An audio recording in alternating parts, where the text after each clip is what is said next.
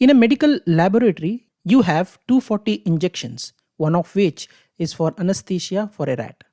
If anesthesia injection is injected in a rat, it will faint in exactly 24 hours. You have 5 rats available to determine which one injection contains the anesthesia. How do you achieve this in 48 hours? To simplify this puzzle, according to this puzzle, you have 5 rats and 240 injections.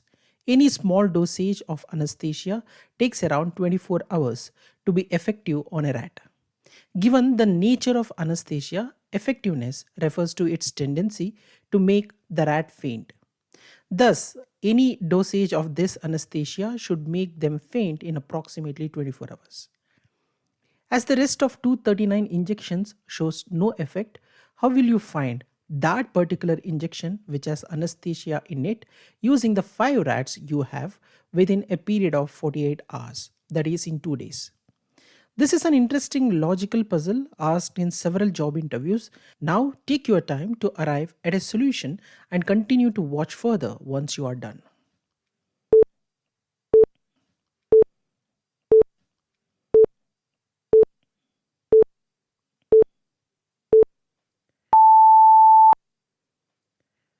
Let me explain the solution now. Let's start solving this by naming the rats as rat 1, rat 2, rat 3, rat 4 and rat 5. Our next step is to label each injection with a number. We are using 5-digit number with 0, 1 and 2 being the only digits in them. For example, our labels will look like 1100 10221 12011, etc. You may have the question, why 5 digits and why only 0, 1 and 2? This is because using 3 numbers 0, 1 and 2 as 5-digit numbers, we have 3 power 5 which is equal to 243 unique ways of arranging the numbers. As we are left with 240 injections, this would give us enough ways of labeling each of them. Here is the data which shows 243 possible arrangements, of which only 240 we are going to use.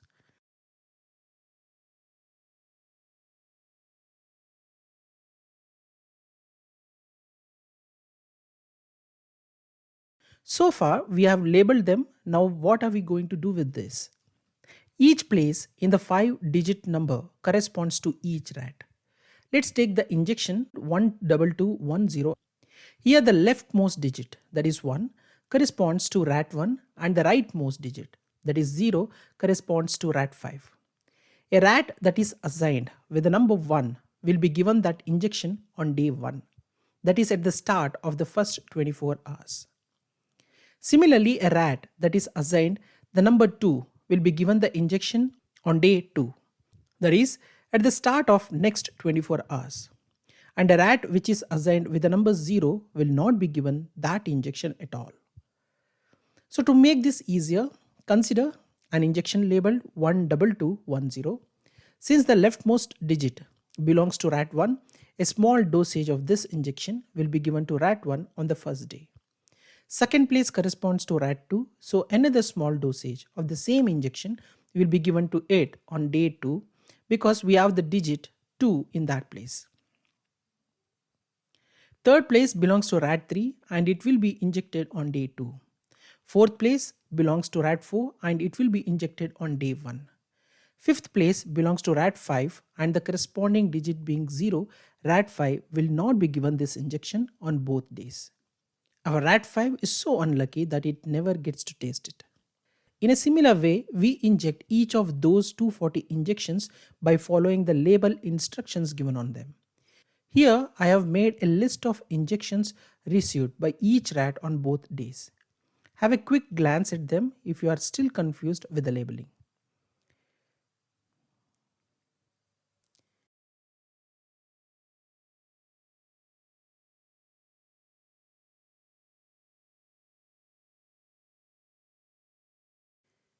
Now that we have injected all this, how do we know which one is the anesthesia? Let's again take the injection labeled 12210 as an example. If 12210 was the only anesthesia, Rat 1 and Rat 4, which received its dosage on the start of day 1, should faint after 24 hours. Rat 2 and Rat 3, which received its dosage at the start of day 2, should faint when the second day ends. Finally, Rat 5, which never received this dosage, will stay awake. This pattern of fainting will not be repeated in any other injection, as all of them are labeled in a unique way to make the rats faint. Remember, if any of the rats fainted at the end of day 1 itself, it will not be given any further injections as it is already under the influence of anesthesia. So at the end of 48 hours, by observing the fainting pattern of rats, we can find the anesthesia by matching the pattern to the label provided on the injection. Apart from the method which I have explained now, there is another way of arriving the solution. Split 240 injections among 5 rats and inject each of them with 48 unique dosages. Consecutive injections should be given at a regular interval of 30 minutes so that at the end of day 1, all the injection, that is 48 times 5, which is equal to 240, will be distributed among the rats. Timing should be noted while injecting each time. If any such rat was to faint, we can simply note the time at which it faints and trace back 24 hours to find the injection given at that time, which is our anesthesia. Unlike the previous method in which we observed a pattern of fainting, here we will observe only one rat getting fainted, as the injection it received wouldn't have been injected to any other rats.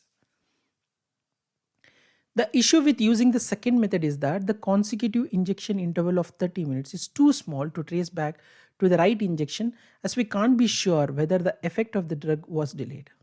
Of course, this method is simpler but works only when we can assure that the drug would show its effect in exactly 24 hours. Hence, it is better to go with the first method.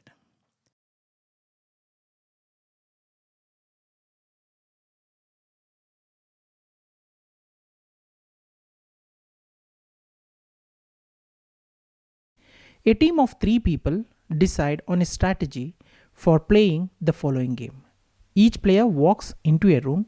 On the way in, a fair coin is tossed for each player, deciding that player's hat color either red or blue.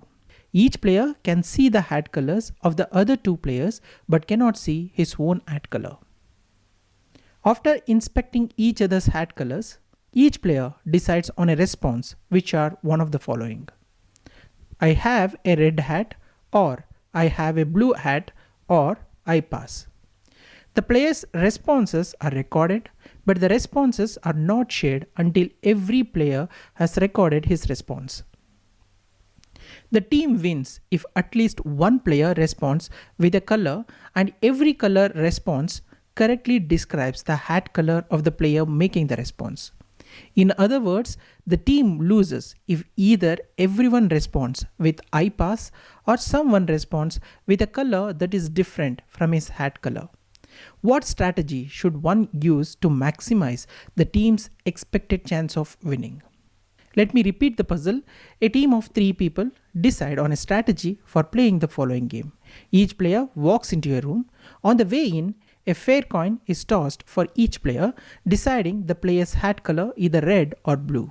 Each player can see the hat colors of the other 2 players but cannot see his own hat color. After inspecting each other's hat colors, each player decides on a response, which are one of the following: I have a red hat, or I have a blue hat, or I pass. The players' responses are recorded, but the responses are not shared until every player has recorded his response. The team wins if at least one player responds with a color and every color response correctly describes the hat color of the player making the response. In other words, the team loses if either everyone responds with I pass or someone responds with a color that is different from his hat color. What strategy should one use to maximize the team's expected chance of winning? For example, one possible strategy is to single out one of the 3 players. This player will respond, I have a red hat, and the others will respond, I pass. The expected chance of winning with this strategy is 50%. Can you do better?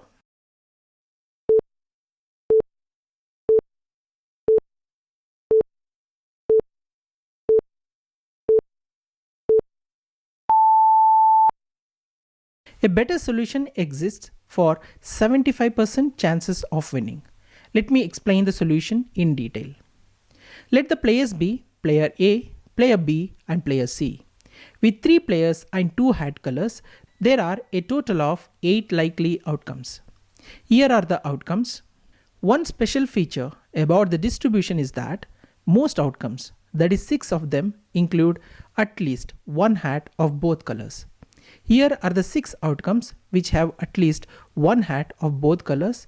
As we can see here, in these 6 combinations, 3 combinations include 2 red color hats and other 3 combinations include 2 blue color hats. Only 2 extreme outcomes don't have at least one hat of both colors. Remaining are the ones with all red hats or all blue hats. We can analyze further. Among outcomes with both hat colors, there logically has to be 2 hats of one color. We call it as the majority color, and 1 hat of another color. We call it as the minority color. Here is the representation of majority and minority colors. Here in the outcomes, in first, second and fourth combinations, red is majority color and blue is minority color. But in third, fifth and sixth combinations, blue is majority color and red is minority color. Now, by looking at the other hats, player can identify whether they are wearing a majority color or a minority color. For instance, if a player sees both a red and blue hat, then the player must be wearing the majority color, which could be red or blue. If a player sees 2 blue or 2 red hats, then the player must be wearing the minority color, which will be the opposite color of what the player sees. Here is what players can reason among the 6 choices. If the player is wearing minority color, then he knows that the color, which will be the opposite a color of what the player sees. For example, if a player sees 2 blue or 2 red hats, then the player must be wearing the minority color, which will be the opposite color of what the player sees. Here in the first combination, if the player C is guessing the hat, now the player sees 2 red hats, then the player must be wearing the minority color, which will be the opposite color of what the player sees. Here in this case, it is blue color. In the second combination, if the player B is guessing the hat, now the player sees 2 red hats, then the player must be wearing the minority color, which will be the opposite color of what the player sees. Here in this case, it is blue color. Similarly, in the third combination, if the player A is guessing the hat, now the player sees 2 blue hats, then the player must be wearing the minority color, which will be the opposite color of what the player sees. Here in this case, it is red color. So now the idea is to get the player with the minority hat color to guess and force the other people to pass. So here is the strategy. If you see both a red and a blue hat, then pass. If you see 2 red hats, then guess blue. If you see 2 blue hats, then guess red. This strategy wins in all 6 cases with at least 1 hat of each color. It only loses in the 2 cases of all red or all blue, in which all players guess incorrectly. Here is how players would guess. Here in the first combination, player A sees 2 red hats. Then the player thinks he will be wearing the minority color, which will be the opposite color of what the player sees. Here in this case, it is blue color. Since he is wearing a red color hat, team will lose. Same happens with player B and player C. Similarly, in the fifth combination where all players wearing blue hats, here also team loses. Here in the combination, player A sees 2 blue hats. Then the player thinks he will be wearing the minority color, which will be the opposite color of what the player sees. Here in this case, it is red color. Since he is wearing blue color hat, team will lose. Same happens with player B and player C. So now let's consider the second combination. Here player A see 1 red and 1 blue hat, hence player replies as I pass. Player B again see 1 red and 1 blue hat, hence player replies as I pass. Player C see 2 red hats, then the player thinks he will be wearing the minority color, which will be the opposite color of what the player sees. Here in this case, it is blue color and it will matches and team wins. Now let's consider the third combination. In the third combination, player A sees one red and one blue hat, hence player replies as I pass. Player B sees two red hats, then the player thinks he will be wearing the minority color, which will be the opposite color of what the player sees. Here in this case it is blue color and it will matches and team wins. Finally, player C see one red and one blue hat, hence player replies as I pass. The same logic is applied for other 4 combinations and team wins in all these combinations. So the group wins in 6 of 8 possible outcomes, a whopping 75% chance. So if you follow this strategy, there is a 75% chances of winning the game. This is a little complex puzzle, requires solid strategy in order to solve this problem.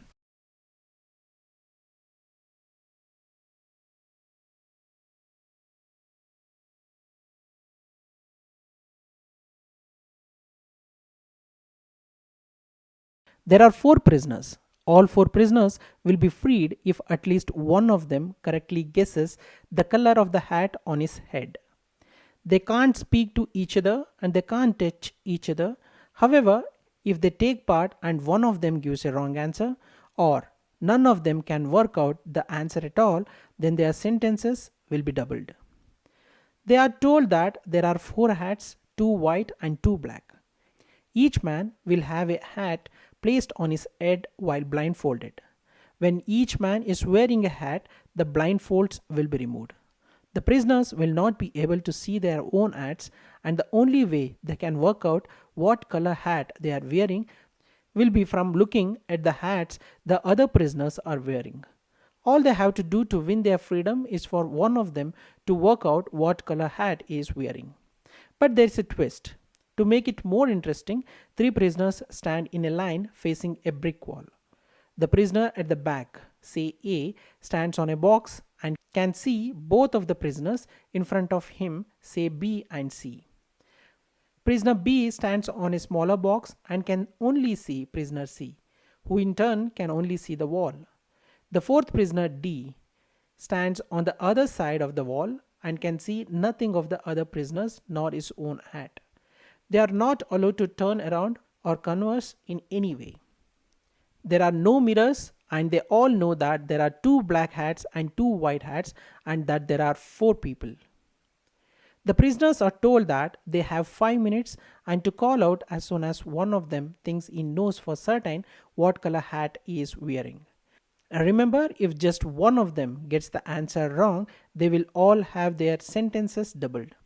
One of the prisoners says, I know the color of my hat, and solves the riddle. Which prisoner is that? The placement of the prisoners in the room is as the following. Can you solve this riddle?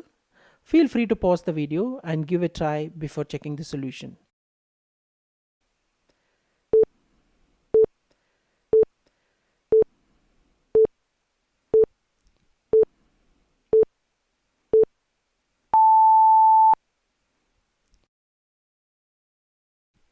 Let me explain the solution now.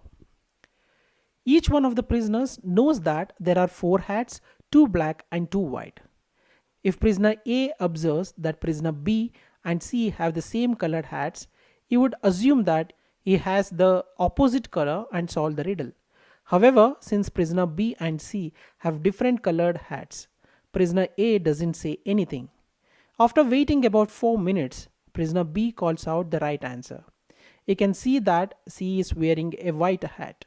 If B was wearing a white hat too, then A would have seen 2 white hats and would have known that his hat was black.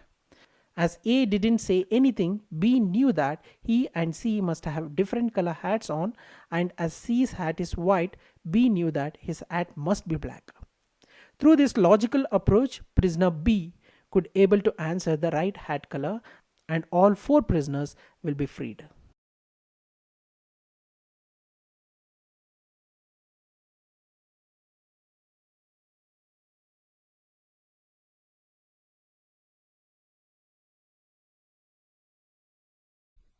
A building has 100 floors.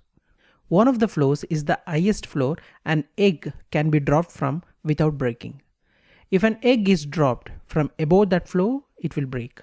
If it is dropped from that floor or below, it will be completely undamaged and you can drop the egg again. There are two eggs given. Find the highest floor an egg can be dropped from without breaking, with as few drops as possible. So let me repeat the puzzle. A building has 100 floors. One of the floors is the highest floor an egg can be dropped from without breaking. If an egg is dropped from above that floor, it will break. If it dropped from that floor or below, it will be completely undamaged and you can drop the egg again. So there are two eggs given and you are supposed to find the highest floor an egg can be dropped from without breaking. And the important task is you have to find it with as few drops as possible.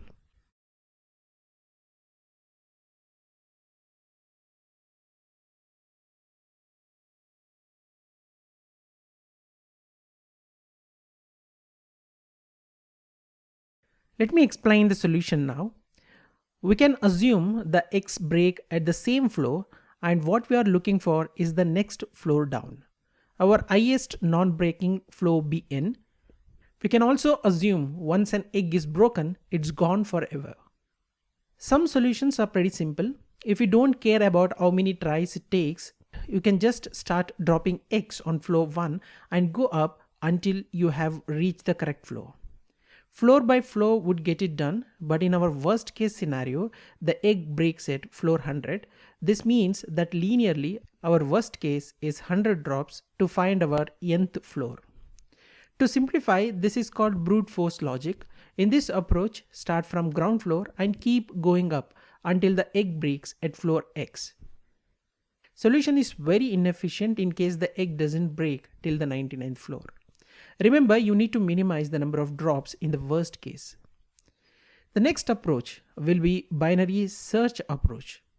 My first thought is that we can immediately rule out binary search because we only have the two eggs.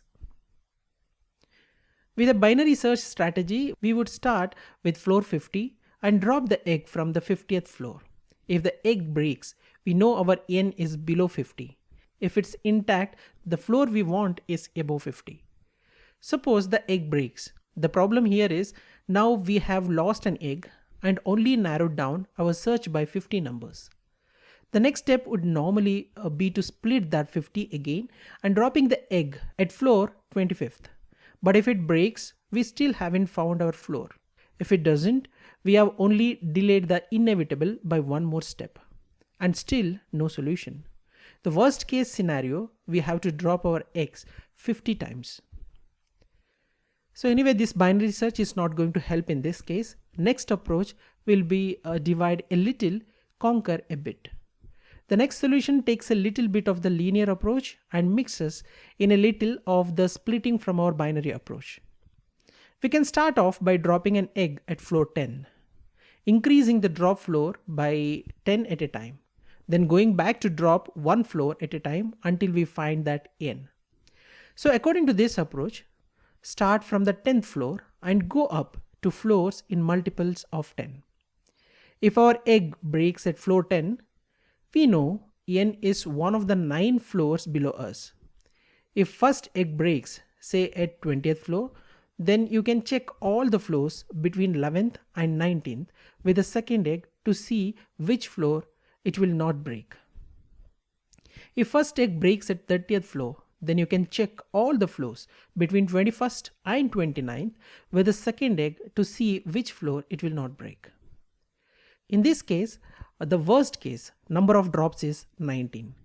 If the threshold was 99th floor, then you would have to drop the first egg 10 times and the second egg 9 times in linear fashion. Seems relatively straightforward, but we can still improve our number of drops. So in this approach, worst case, the egg drops and doesn't break until floor 100, that is 10 drops, and we drop the second egg but don't break it for floors 91 to 99. It brings our worst case drop count to 19 drops. So this is improvised solution but not the best solution. So now let's get into the best solution. The next approach can reduce our worst case scenarios by balancing the linear drops and our 10 floor drop increment. If getting to the higher floors means more drops overall, we need to decrease the drops, we need to perform linearly. We are essentially trying to make all possible scenarios and take the same number of drops to solve. We need to minimize this worst case number of drops. For that, we need to generalize the problem to have n floors.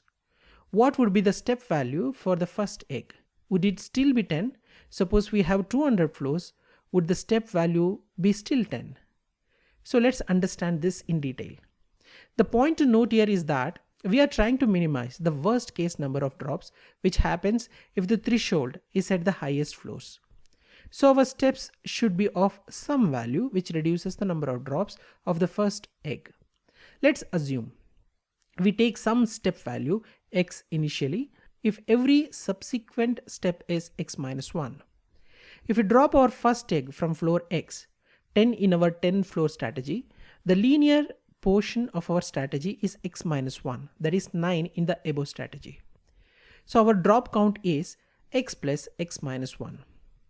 If the egg doesn't break on the first drop, our drop count increases by 1. So we will need to remove a drop from our floor to floor drop count. The next drop should be from x minus 1 floors up. Every additional floor jump will need to have one less floor, so that when we get the linear portion of the solution, we will have one less floor to check. We continue removing one floor until we only have one floor to check. So the expression becomes x plus x minus 1 plus x minus 2 plus x minus 3 till plus 1. So this is nothing but the sum of n natural numbers, and it can be calculated using the formula x times x plus 1 divided by 2. Because there are 100 floors in our problem, we solve for x when the entire summation is equal to 100. Now solve for x. When the number of floors are different, we have to evaluate the expression for the different value. So in this case, x times x plus 1 divided by 2 equals 100. So after solving this equation, we get x equals 13.651. This means we want to start dropping from floor 14, jump up 13 floors to drop from floor 27, jump up 12 floors to drop from floor 39, and so on. So our worst case scenario is then a drop count total of 14. Let me explain this in detail. So follow the following sequence. First, drop from floor 14. If it breaks, sequentially check previous 13 floors. Maximum drops required here is 14.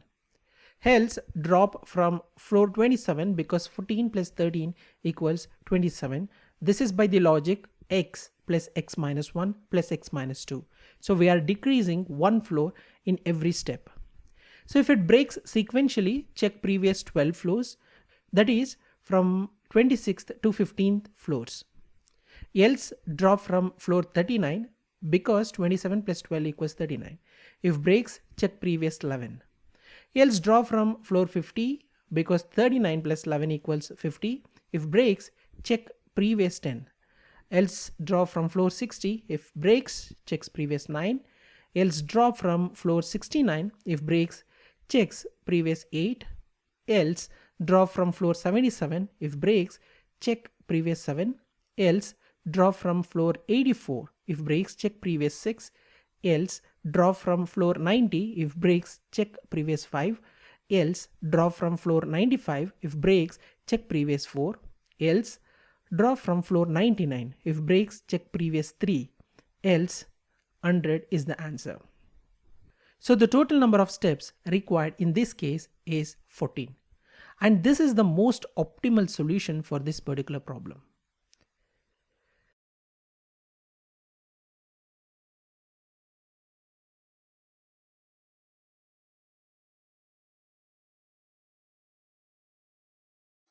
An intelligent trader travels from one place to another carrying 3 sacks having 30 coconuts each.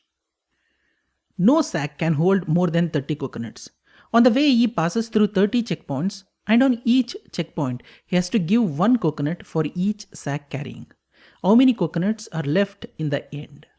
Let me repeat the puzzle. An intelligent trader travels from one place to another carrying 3 sacks having 30 coconuts each. No sack can hold more than 30 coconuts.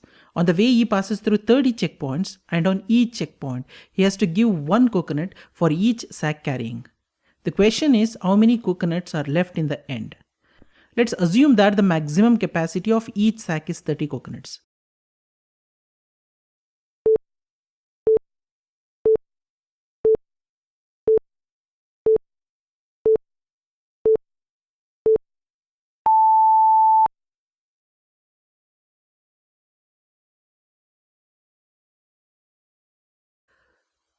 In the first view, most of the people thinks that the answer to this puzzle is 0. If you take all conditions literally, then nothing would be left. But the keyword here is intelligent trader. So you need to think according to an intelligent trader. Being an intelligent trader, he will definitely use all his intelligence to get the profit, that is by trying to save as much coconut as possible. Now I am going to explain step by step how the trader is going to save maximum coconuts possible. Initially, the trader passes through 10 checkpoints, leaving the trader with 20 coconuts per sack.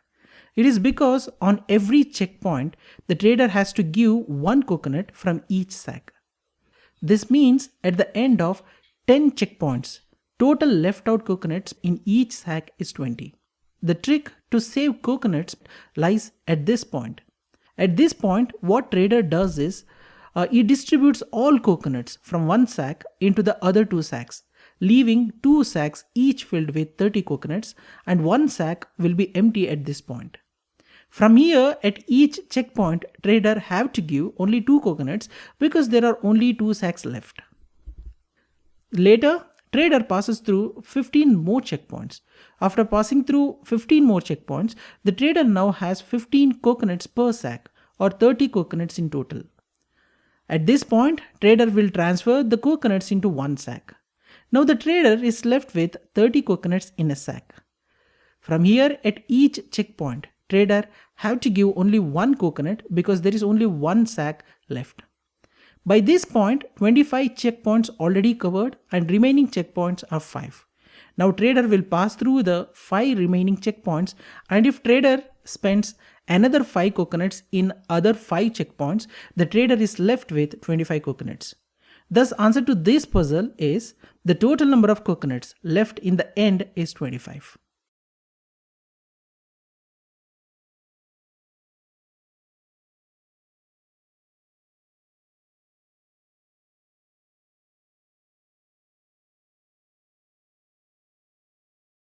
A duck that is being chased by a fox saves itself by sitting at the center of circular pond of radius r.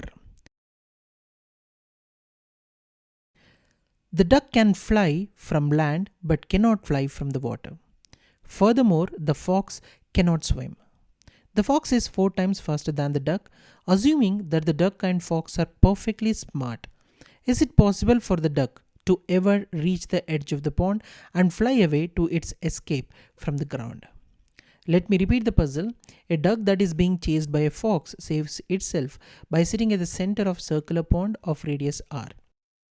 The duck can fly from land but cannot fly from the water. Furthermore, the fox cannot swim. The fox is 4 times faster than the duck, assuming that the duck and fox are perfectly smart.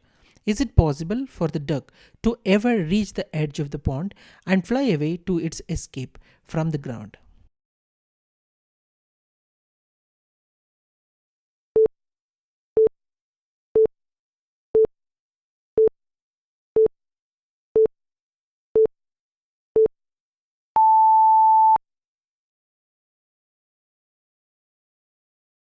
Let's check the solution now. This is not a simple mathematical puzzle to solve like normal common problems. Fox in this puzzle is too fast and clever for any normal and simple strategy.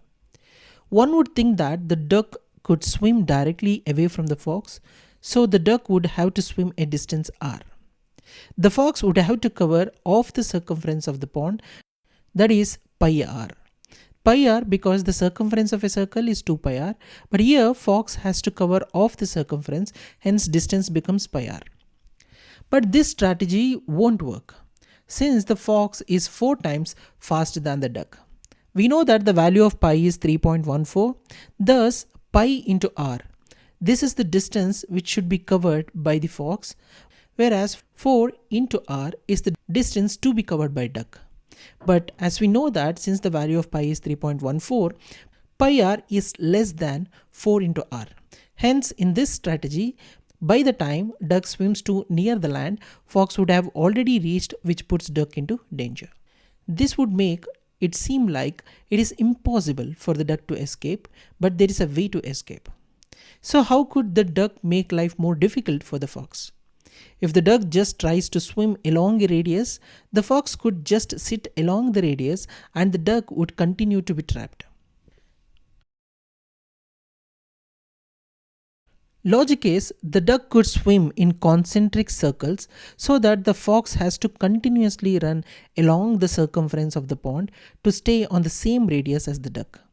If the duck swims near the edge of the pond, the fox could easily keep up since they would be covering approximately the same distance and the fox is 4 times faster. But what if the duck swam close to the center of the pond? The duck would have to cover a smaller circumference in this case and could use this strategy to put some distance between the fox and itself. Consider at a distance of r by 4 from the center of the pond, the circumference of the pond is exactly 4 times the circumference of the duck's path. Because we have considered the distance is r by 4 where r is the radius. Let the duck rotate around the pond in a circle of radius r by 4. Now fox and duck will take exact same time to make a full circle because the fox is 4 times the speed of the duck. So at a distance of r by 4 from the center of the pond, the circumference of the pond is exactly 4 times the circumference of the duck's path. Thus, to stay on the same radius as the duck, the fox would barely keep up. Now, reduce the radius the duck is circling by a very small amount. Now the fox will lag behind. He cannot stay at a position as well. Say the duck circles the pond at a distance r by 4 minus e, where e is an infinitesimal amount. So as the duck continues to swim along this radius, it would slowly gain some distance over the fox. Once the duck is able to gain 180 degrees over the fox, the duck would have to cover a distance of 3r by 4 plus e to reach the edge of the pond. So why 3r by 4 plus e? This is because the duck is already at the distance r by 4 minus e. So the distance what it has to cover to reach the land is 3r by 4, which is the remaining distance, plus e, which is an infinitesimal amount. So in the meanwhile, the fox would have to cover off the circumference of the pond, that is the 180 degrees at that point. So here, since pi r, which is a distance to be covered by the fox, is greater than 4 into 3r by 4 plus e, which is a distance to be covered by duck in the same time, since pi r, which is distance to be covered by fox, is greater than 4 into 3r by 4 plus e, which is a distance to be covered by duck. So as we clearly see that the time taken by a duck to reach the land is greater than the time taken by a fox to reach the duck at that particular point of time. So that's the reason the duck will reach the land and it will fly and escape. So in this way, the duck would be able to make it to land and fly away. So this is a fantastic puzzle. If you have not understood the solution, please watch it again. This requires a thorough understanding of the problem in order to understand how this particular solution works.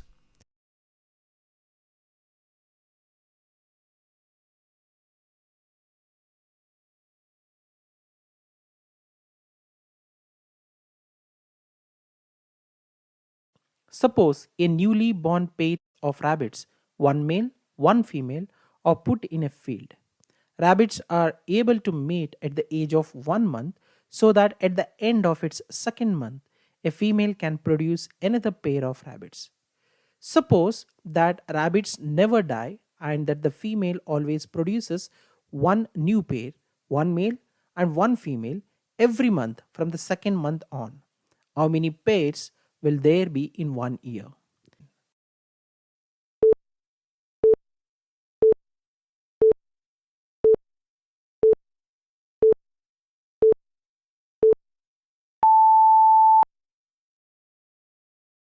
Let me explain the solution now. To begin with, initially there are newly born pair of rabbits. Also, we know that newly born pair of rabbits, one male, one female, are put in a field. Rabbits are able to mate at the age of 1 month, so that at the end of its second month, a female can produce another pair of rabbits. So at the end of the first month, they mate, but there will be only one pair. It is because rabbits are able to mate at the age of 1 month, so that at the end of its second month only, a female can produce another pair of rabbits. At the end of the second month, the female produces a new pair, so now there are two pairs of rabbits in the field. So at the end of the second month, there are two pairs. At the end of the third month, the original female produces a second pair, making three pairs in all in the field.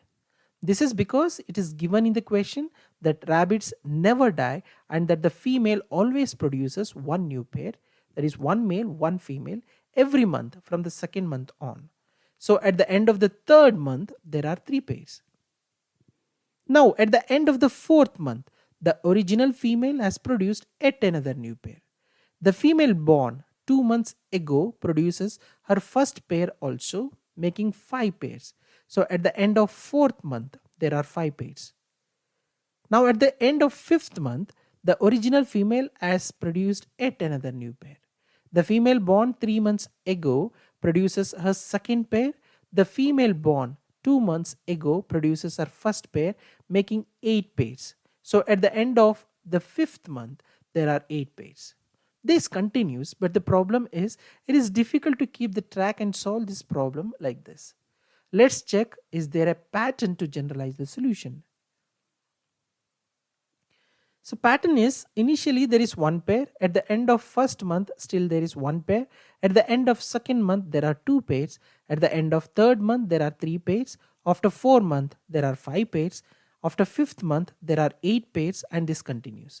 And this is the sequence of numbers which famously called the Fibonacci sequence. In the Fibonacci sequence, the next number is found by adding up the two numbers before it. Here is a first 13 Fibonacci numbers. As we can clearly see that here the first two numbers are 0 and 1. The next number is found by adding up the two numbers. Here the first two numbers are 0 and 1. Next number 1 is found by adding the two numbers before that. That is 0 plus 1 equals 1. The next number 2 is found by adding the two numbers before it. That is 1 plus 1 equals 2. The next number 3 is found by adding the two numbers before it. That is 1 plus 2 equals 3.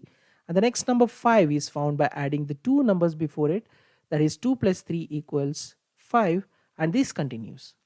This puzzle follows the Fibonacci sequence starting with 1. Here is the sequence which represents the number of pairs present after 1 year. So as we can clearly see that there are 233 pairs of rabbits present after 1 year with this logic. Thus, answer to this puzzle is 233 pairs of rabbits. There are 233 pairs which will be there in 1 year. For your information, Fibonacci sequence was first discovered by Italian mathematician Fibonacci, also known as Leonardo Bonacci. The original problem that Fibonacci investigated was in the year 1201, and it was about how fast rabbits could breed in ideal circumstances.